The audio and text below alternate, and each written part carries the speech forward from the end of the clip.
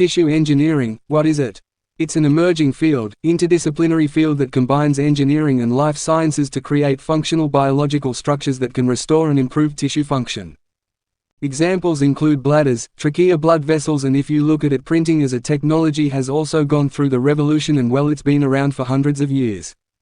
In the last couple of decades, it's been a new dimension. We can now print layer by layer in materials ranging from plastic to metal, to concrete, to chocolate, from the smallest scales to the largest. If you take 3D printing and we combine it with biology, we have bioprinting, where the building blocks are cell aggregates where we call bio-link particles that are composed of thousands of cells that can fuse together into different shapes. These geometries can include multi-layered sheets, such as skin, branching tubes for vasculature, and the sophistication of this manufacturing technology improves daily to include different cell types and different shapes. And now, why is it important? The pharmaceutical industry at the moment is in a moment of crisis. It spends more money each year on R&D, but has fewer drugs to show for it. It takes more than a decade, more than $1 billion to develop a new drug, and the cost of a failure can be measured in hundreds of millions of dollars.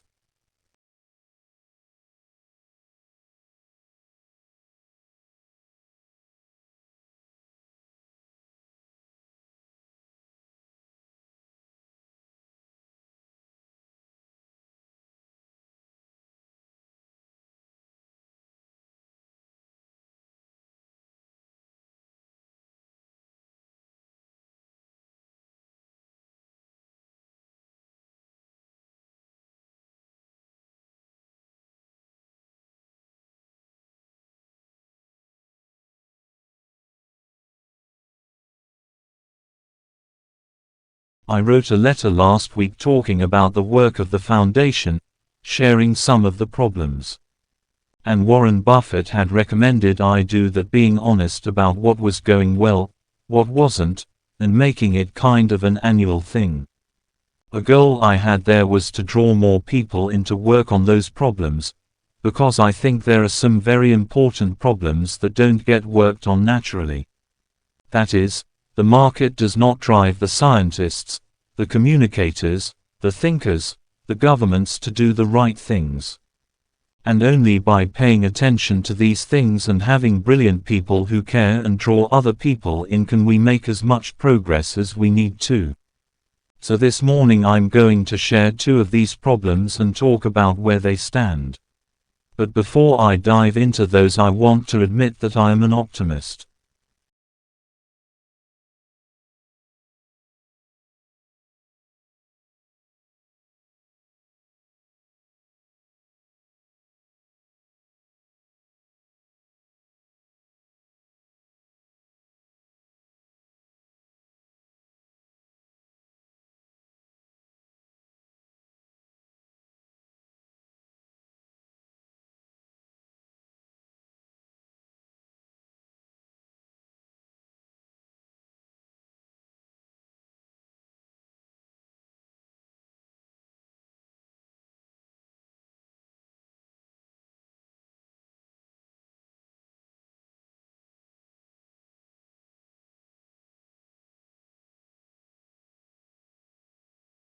But if you were to go to a library at the end of the 1300s, or through the 1400s, you would probably find a book that was then way more popular than those titles we still read, a book that purported to be a description of the world, a guide the traveling and distant lands of BC area, and almanac of everything that was just off the horizon. I am not talking about Marco Polo.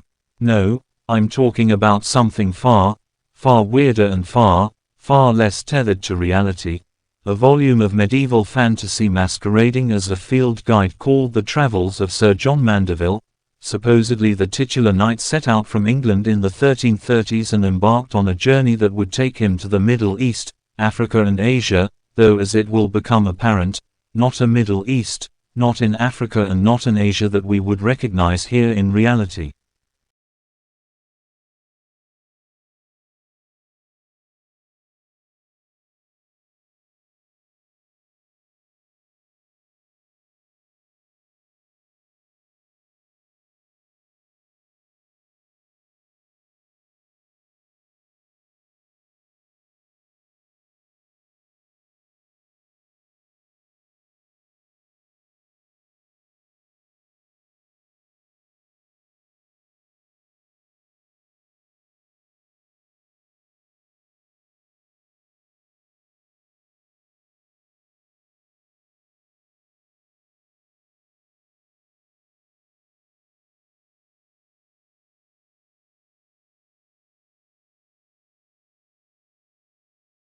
Most of the time when I embark on such an investigation, it quickly becomes clear that matters are much more complicated and ambiguous, several shades grayer than I thought going in. Not this time. The deeper I delved into the confused and confusing thicket of nutritional science, sorting through the long-running fats versus carb wars, the fiber skirmishes and the raging dietary supplement debates, the simpler the picture gradually became. I learned that in fact, science knows a lot less about nutrition than you would expect, that in fact, nutrition science is, to put it charitably, a very young science. If still trying to figure out exactly what happens in your body when you sip a soda, or what is going on deep in the soul of a carrot to make it so good for you, or why in the world you have so many neurons, brain cells, in your stomach, of all places.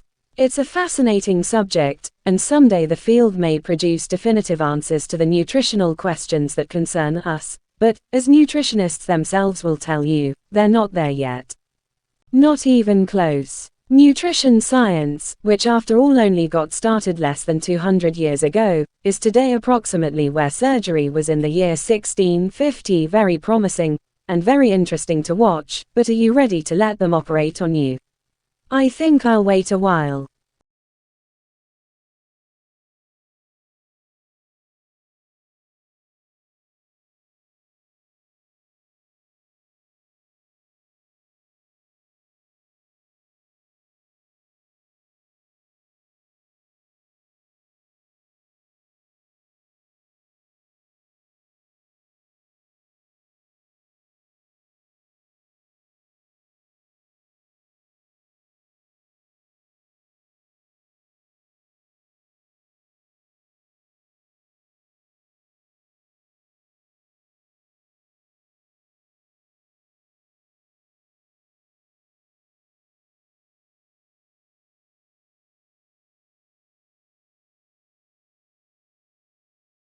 With a good system of crop rotation, and especially with the addition of any sort of fertilizer you may be able to come up with, it's possible to grow crops on a plot of land for upwards of 2-3 years at a time with good results. Ultimately, though, you must let the land rest if you hope to continue farming there in the long run.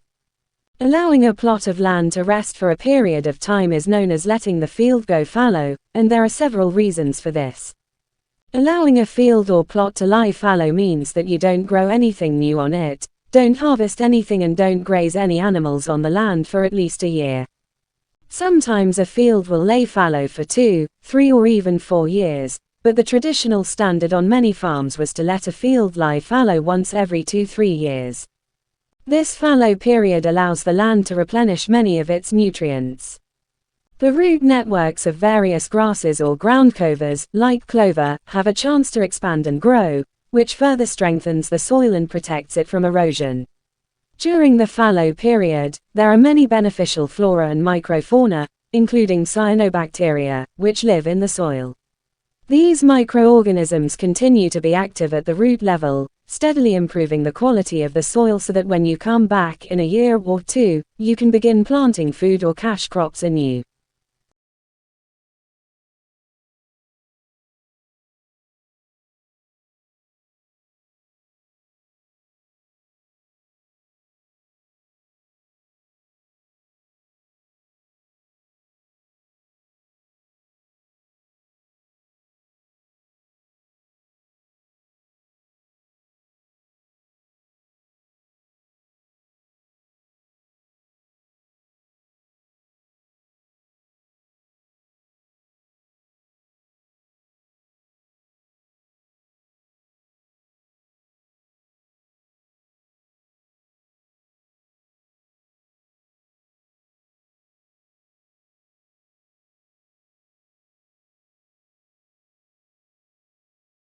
According to Dr. Ron Fessenden, MD, MPH, the average American consumes more than 150 pounds of refined sugar, plus an additional 62 pounds of high fructose corn syrup every year.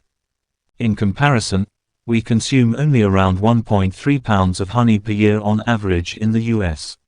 According to new research, if you can switch out your intake of refined sugar and use pure raw honey instead, the health benefits can be enormous.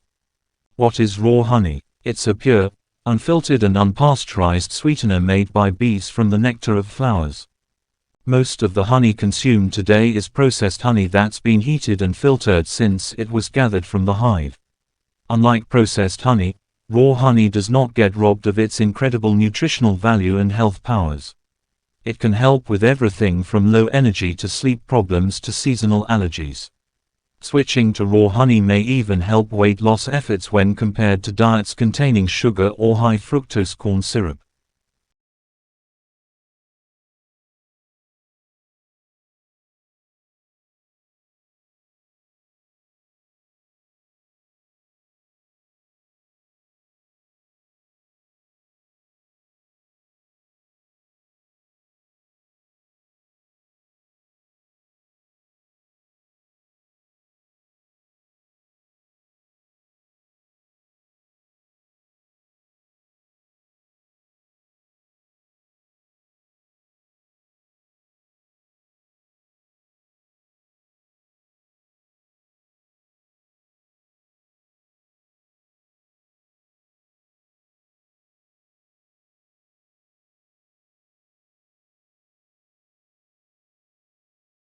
The area that is now South Africa has been inhabited by humans for millennia. The San, the original inhabitants of this land, were migratory people who lived in small groups of about 15 to 20 people. They survived by fishing and hunting and by gathering roots and other wild foods. They did not build permanent dwellings but used rock shelters as temporary dwellings. Around 2,000 years ago, Khoikhoi pastoralists migrated to the coast. In the eastern part of present-day South Africa, iron-working societies date from about 300 AD. The Botswana and Nguni peoples arrived in this region around 200 AD. They lived by agriculture and stock farming, mined gold, copper and tin and hunted for ivory and built stone-walled towns. Over the centuries, these societies had diverse contacts with the Khoisan. Strife between the San and the Khoikhoi developed over competition for game. Eventually the Khoikhoi became dominant. These peoples lived in the western part of present-day South Africa and are known collectively as the Khoisan.